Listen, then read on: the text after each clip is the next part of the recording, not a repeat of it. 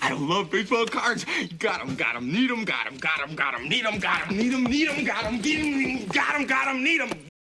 Welcome to another episode of Remember the Great Sports Flea Market Antique Mall Pickups video.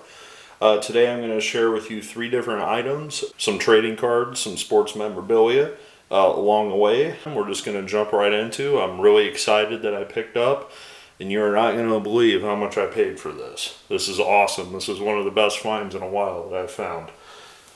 So the first item is a complete 1982 Donruss baseball set. And the only way that I knew this was 1982 was because the vendor had 1982 written on the side. Well, this vendor had them stacked in his glass case about 4 high or so. And this one was kind of mixed in the middle. And on top of it was like a 91 top set and a 1988 Donruss, and just some very common junk ball era sets. And then I said, is that actually a 1982? Ding, that's the Cal Ripken Jr. rookie card. So I looked through my phone real quick and I looked up the Cal Ripken Jr. number to see. I went up to the register and I said, hey, I'd like to see in a case. And I'd say, I'd like to see, that box right down there. So the person said, go ahead, grab it. And I said, well, as you can see, it's not sealed. So I said, it's not sealed at all. There's a piece of tape there. But is it okay if I just remove that piece of tape? Because there's a rookie card in this set. If it's in there, I'm going to buy it for $10. No doubt about it. And they were only asking $10, but I said if I open it up and the card's not there, it's just a piece of tape. Can we put another piece of tape on there? And the vendor, the person at the antique mall was like, yeah, that's fine. So I open it up, and I did this already, so this is not going to be a big reveal of any way whatsoever. But I open it up, and this was not in there. Again, I put it in the soft sleeve. And I start thumbing through, I'm looking for card 405. And lo and behold, I pull it out. And there she is. Since then, I've put it in a top loader. But it was just right there in the set. So one bit of advice that I'll give people that are, looking to do flea market searches or whatever. I have watched a couple videos where people have been burned, okay? Meaning they think they bought something and then they found it was resealed, the card was missing, whatever. But if you have a smartphone on you, nowadays it's real easy to just type in Cal Ripken Jr. Donruss rookie card 82 or whatever and find the card number, go straight to the box and check it. Now, this is only if the box is open. Obviously, if it's a factory sealed set, you wouldn't need to do that because in theory it should be in there unless somebody really tampered with it. So when you find deals like this that are too good to be true, sometimes they are. For example, a couple years ago, I went to an antique mall and I found an 89 Upper Deck set that was no longer sealed, but the person had retaped it closed, whatever, made it basically tamper-proof. Well, they only wanted $10 for it, but I'm like, well, if the Griffey's in there, that's a steal. But if it's not, that's a Gary Sheffield and a Randy Johnson I just paid $10 for and a lot of commons. So I passed on it. Somebody else bought it. Maybe the Griffey was in there, maybe it wasn't, but it depends on how you want to spend your money. My best advice is, usually if the deal is too good to be true, it usually is.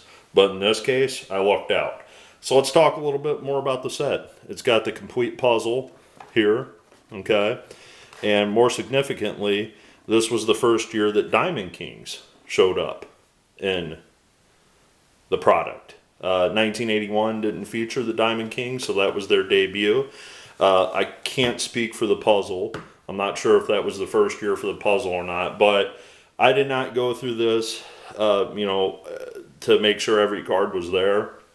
I figured if one was missing here, that would be the one missing. I figured if the Ripken was gone, that most of the stars would be gone too, but I didn't verify whether or not the Nolan Ryan was there, or, you know, or Reggie Jackson or anything like that.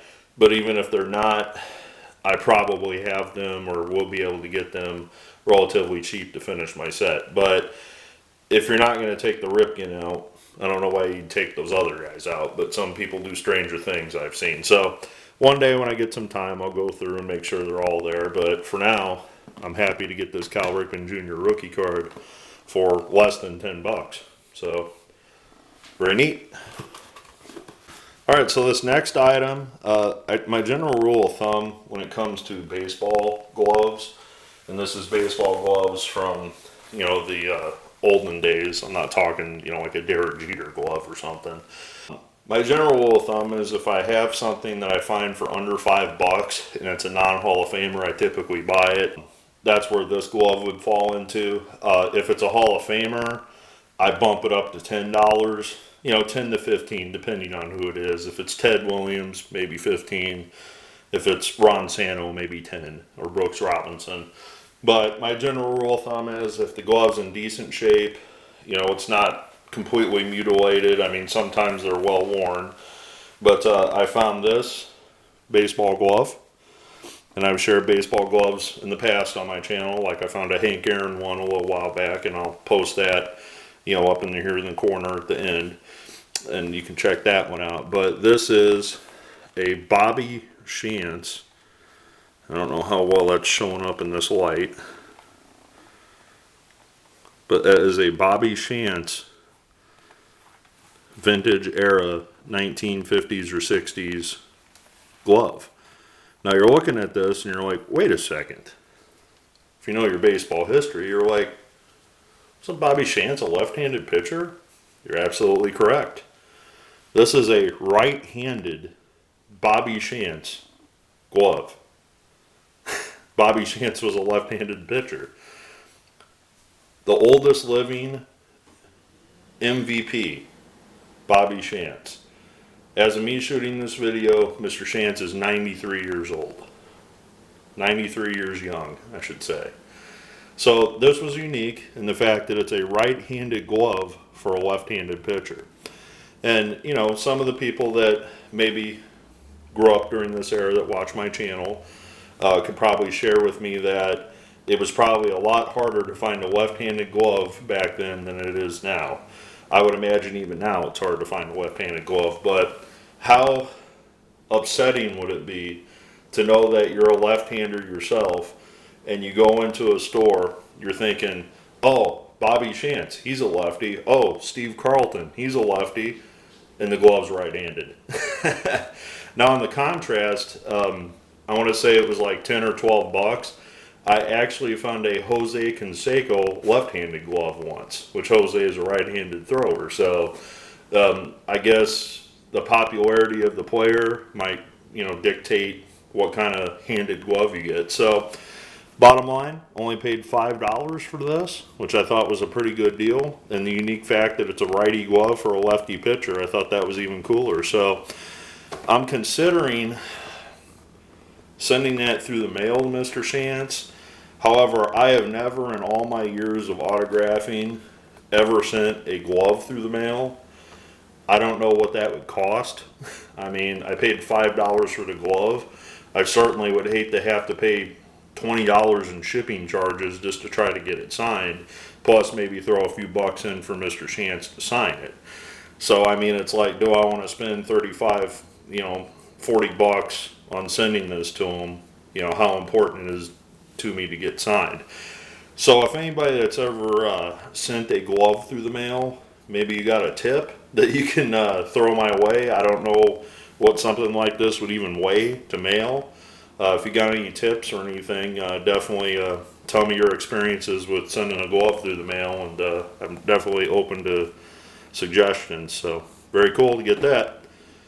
Alright, so these last two items, actually it's 4 items. This is not a super duper, you know, find or anything like that. However, the price was right. I found, as you know, I do a lot of autographing in person.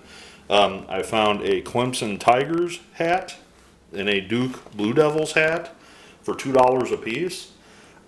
That's random from where I'm from. I'm in Southwest Missouri, so you don't see stuff for these teams down here too often. So I thought, well, for $2 a piece, you know, you never know if I run into a baseball player that gets drafted out of Clemson or Duke. Might even run into a former basketball player from one of those programs, or even football players. And now I got something for them to sign. So they only had one Clemson left, and there was probably like 12 Duke ones there. So with that being said, I grabbed 2 more Dukes. So for a total of $8, I grabbed all these. I'm probably going to actually wind up wearing one of the Duke ones. You know, why not? Thought for $2. You know, as you can see, $14.99, and they're not fitted; they're adjustable. So I'm also thinking of giving one to my father. You know, my father is I don't want to say he's a collector of hats, but he goes through hats, and he doesn't buy new hats. He's kind of under the mentality of if I get one for free, I'll wear it. You know, I'm not going to go out of my way to buy a hat. You know, and I supply him with most of the hats that he's worn throughout the years. You know, whether it's, you know, he goes to his grandson's baseball games wearing one, or, you know, if he goes out and mows the grass on his riding mower or does some weed trimming, you know, he's always wearing hats. For $2, Duke Blue Devils. Thought I'd throw one my dad's way for his birthday or Christmas. And big spender for my dad. Yeah, I know. No, I'm just kidding. I'll throw this in with some other items. I usually, with my parents, I try to get creative and get them a combination of things, you know, depending on price. And, you know, whether it's books or gift card or whatever, you know, I'll get a gift card for them for Bass Pro Shop or something, or Lowe's, you know, and throw the hat in with it. But thanks for joining me for another episode. These aren't some super huge finds by any means, but this 82 Donruss Ripken rookie and set for only $10 was a pretty exciting find for me, because I didn't have that set, nor did I have that rookie card. So thanks for joining me for another episode, and as always, happy collecting.